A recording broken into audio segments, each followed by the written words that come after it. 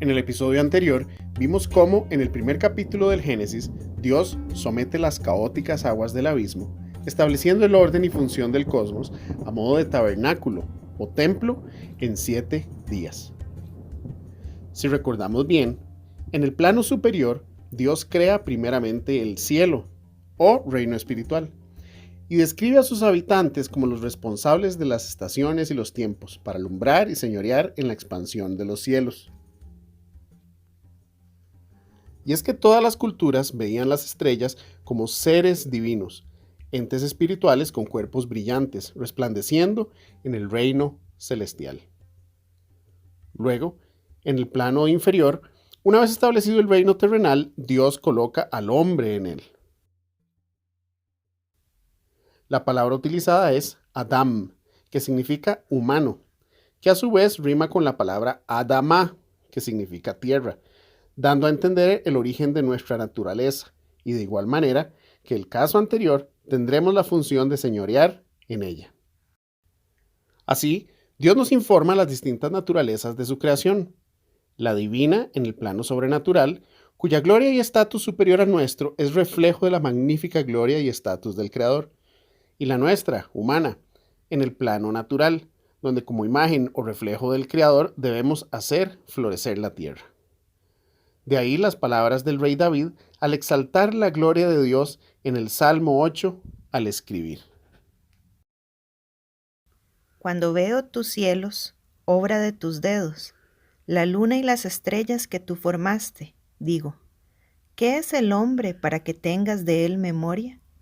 ¿Y el hijo del hombre para que lo visites? Le has hecho poco menor que los ángeles, y le coronaste de gloria y de honra. Le hiciste señorear sobre las obras de tus manos. Todo lo pusiste debajo de sus pies.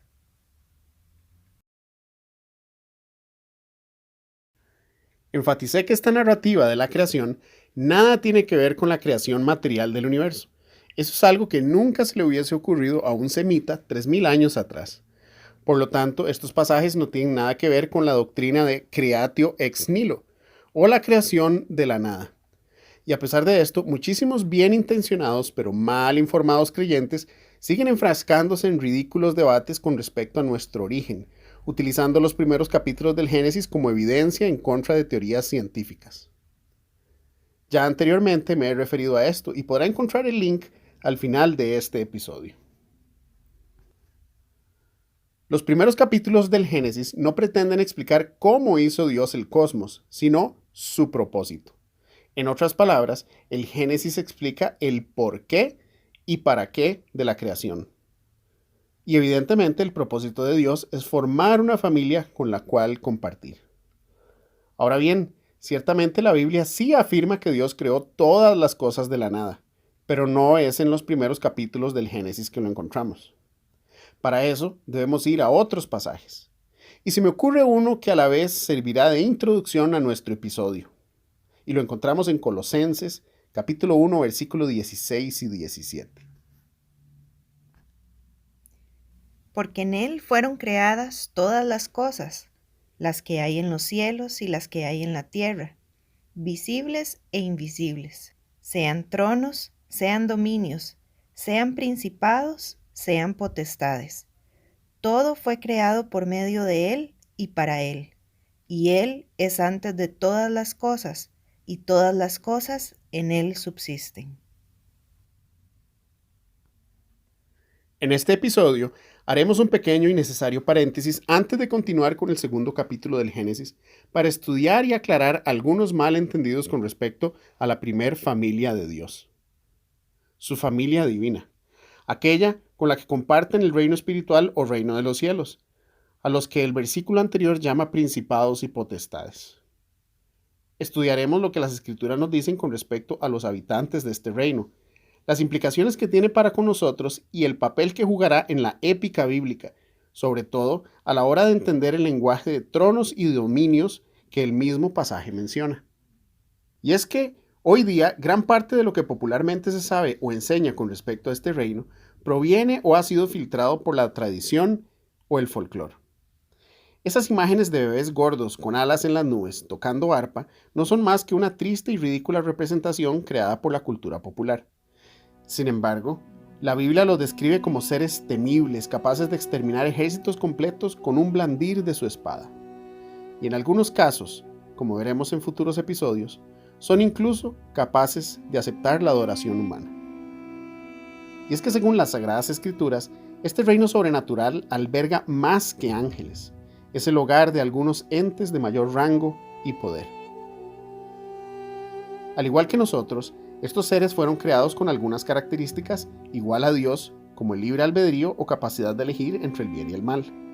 Pero a diferencia de Dios, no son perfectos, y veremos en próximos episodios cómo algunos deciden rebelarse y corromperse al punto de abandonar su propia morada. Los antiguos hebreos creían que los dioses de las naciones eran reales, y los autores bíblicos nos lo confirman al escribir cosas como: Porque tú, Jehová, eres excelso sobre toda la tierra, eres muy exaltado sobre todos los dioses. ¿Quién como tú, oh Jehová, entre todos los dioses? ¿Quién como tú, magnífico en santidad, terrible en maravillosas hazañas, hacedor de prodigios?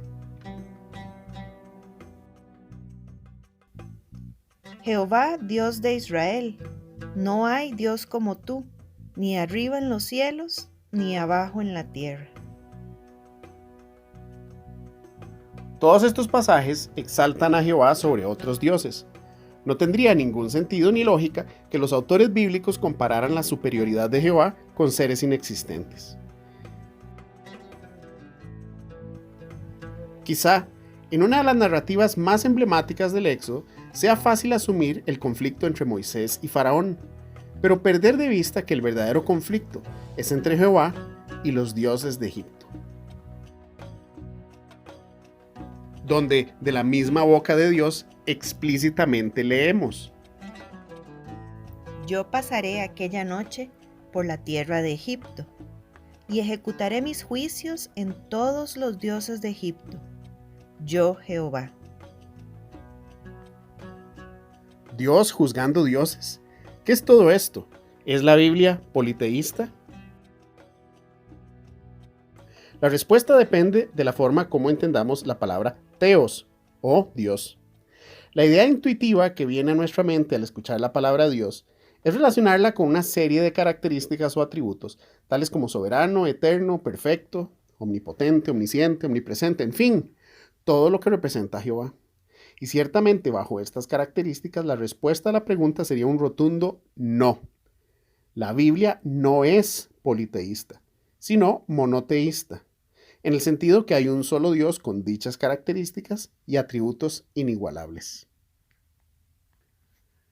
Pero bajo la perspectiva del mundo antiguo, la palabra Dios no se restringía a estas características, sino que era utilizada con mayor libertad para referirse a cualquier ente o habitante del mundo espiritual.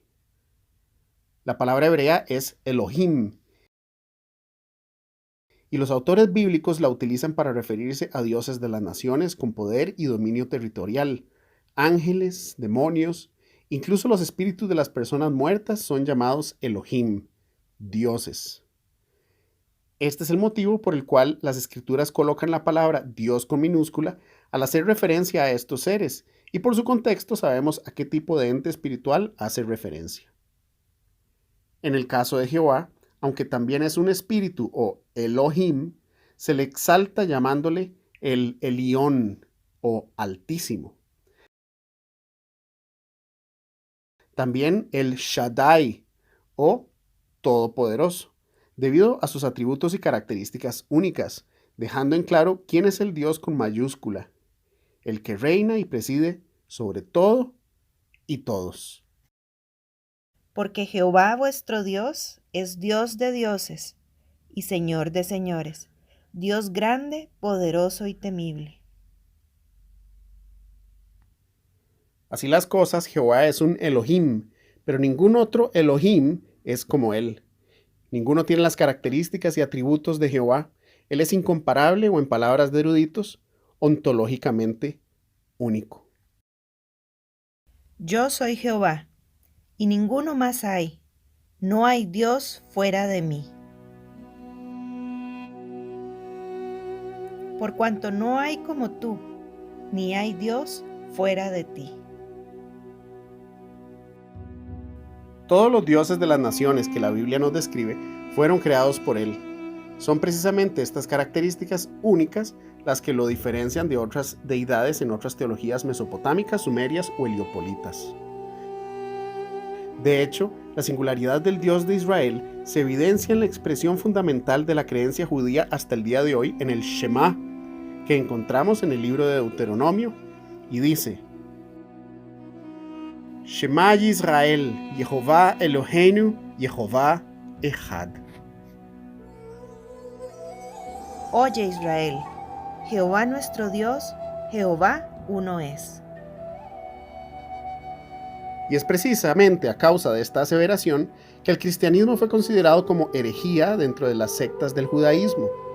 Sin embargo, y sin querer desviarme mucho del tema, veremos más adelante cómo incluso dentro del mismo judaísmo rabínico, y debido a las distintas expresiones antropomórficas y teofanías descritas en el Antiguo Testamento, ellos llegaron a describir en el Talmud a dos poderes en el cielo, tal como lo describe el erudito y experto historiador judío Alan Siegel en su libro Dos poderes en el cielo. En otras palabras, un Dios con dos distintas manifestaciones. Ya para el segundo siglo después de Cristo, esta idea fue considerada como una herejía dentro del judaísmo, precisamente por su celo de resguardar el monoteísmo expresado en el Shema y en oposición a la creciente secta de los nazarenos, más adelante llamados cristianos. ¿Son entonces estos dioses de las naciones ángeles? No. Recordemos que no todos los miembros del reino espiritual son ángeles. Cuando las Sagradas Escrituras hacen referencia a los seres espirituales, esencialmente encontramos tres categorías semánticas para entenderlo. Número 1, por su naturaleza. Básicamente lo que son, o en otras palabras, Elohim, o entes espirituales, todos ellos. El número 2 sería por su estatus, su rango o jerarquía dentro de la burocracia divina, donde evidentemente encontramos a Jehová en el máximo nivel. Y por último encontramos la tercera categoría, que sería por su función, lo que hace su trabajo. Diferentes entes espirituales realizan diferentes tareas dentro del reino. Y es en esta categoría donde ubicaríamos el término ángel. La palabra hebrea es malak y es básicamente la descripción de un trabajo. El término es usado para referirse a un ser espiritual con una tarea modesta como llevar mensajes, en otras palabras, mensajero.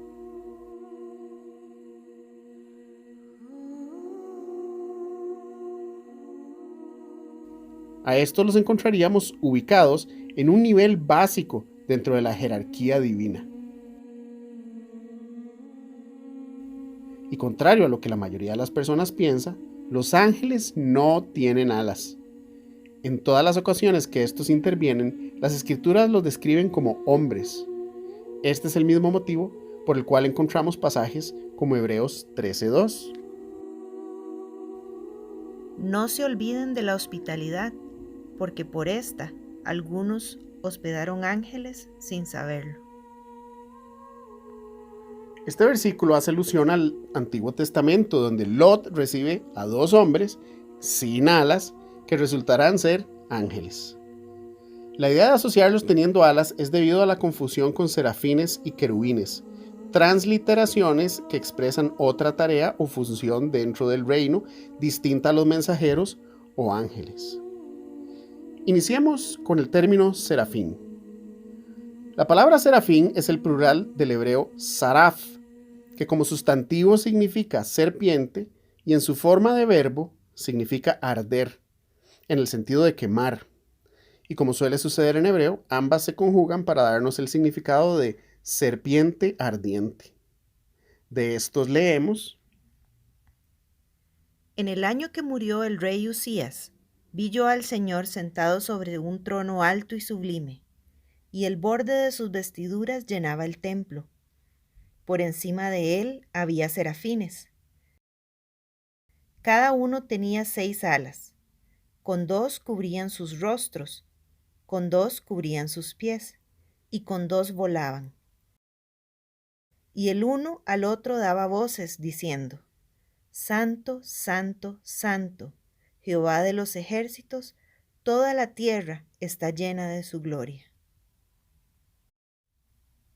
Ciertamente las descripciones de dichas criaturas son fascinantes y exóticas, pero ¿qué hacemos de estas descripciones?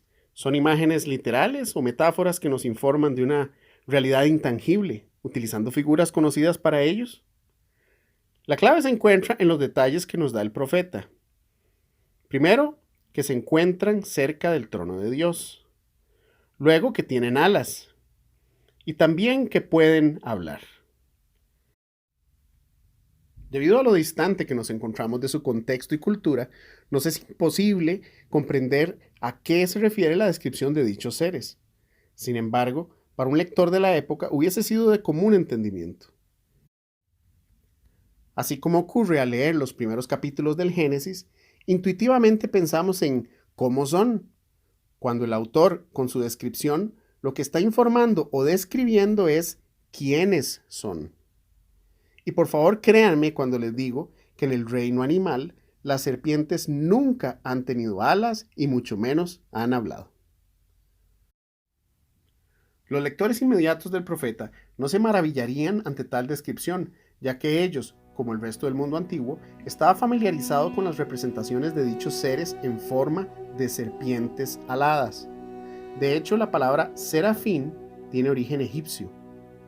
En la teología del antiguo Egipto, los faraones eran resguardados o protegidos por entes espirituales representados por serpientes aladas.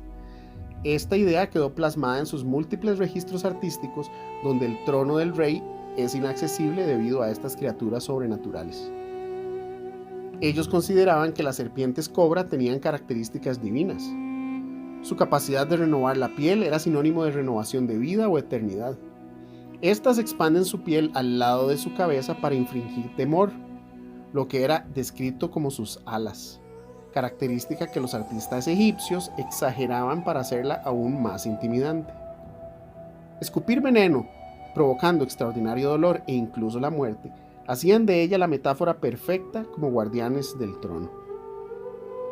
De igual manera, pero en Mesopotamia, específicamente Babilonia, los guardianes del trono eran seres sobrenaturales llamados caribú, de donde deriva la palabra querubín, también con características zoomorfas y en contexto o conexión a su visión astronómica. Así encontramos las imágenes de leones, toros o bueyes con cabezas de hombre o águila, seres alados que al igual que en el caso anterior serían los guardianes del trono del rey. Según su cosmología, estos representan los 4 rincones o esquinas del cielo, puntos cardinales en su calendario zodiacal. Estas imágenes coinciden con la descripción de querubines que encontramos en el primer capítulo de Ezequiel y en el libro de Apocalipsis como guardianes del trono de Dios. ¿Pero qué tiene que ver esto con Israel? Bien, recordemos que Israel fue cautivo en Egipto por medio milenio antes de salir a la tierra prometida. Su cultura e idiosincrasia está permeada por la cultura egipcia, cuya iconografía se habría extendido por prácticamente todo el mundo conocido, la cual sería de natural entendimiento entre ellos. De igual manera ocurre en el caso de Ezequiel, que como cautivo en Babilonia, tanto él como su audiencia inmediata estarían familiarizados con las imágenes e ideas de influencia babilónica. Así las cosas, para la época de Isaías, Ezequías y Ahaz, serafines serían la forma natural de describir a estos seres espirituales, en tanto que para Ezequiel y Daniel, el querubín sería la opción natural. Serafines como querubines son distintas metáforas que describen un mismo rol o función y útiles para comunicar la misma tarea a distintas audiencias o lectores. Ambos son guardianes del trono, sencillamente descritos de formas distintas.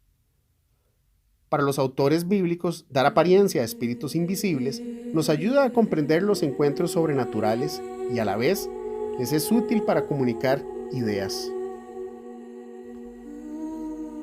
¿Quiénes son entonces estos dioses de las naciones que la Biblia también llama principados y potestades, como vimos al inicio? Este es un grupo de seres divinos del círculo íntimo de la familia espiritual de Dios, y la Biblia les llama en hebreo Benei Elohim, que se traduce como hijos de Dios, cuya jerarquía está por encima de ángeles u otros entes de menor rango. Y jugarán un papel importante en el Antiguo Testamento y la épica bíblica, como veremos a continuación. Yo les dije, ustedes son dioses, todos ustedes son hijos del Altísimo.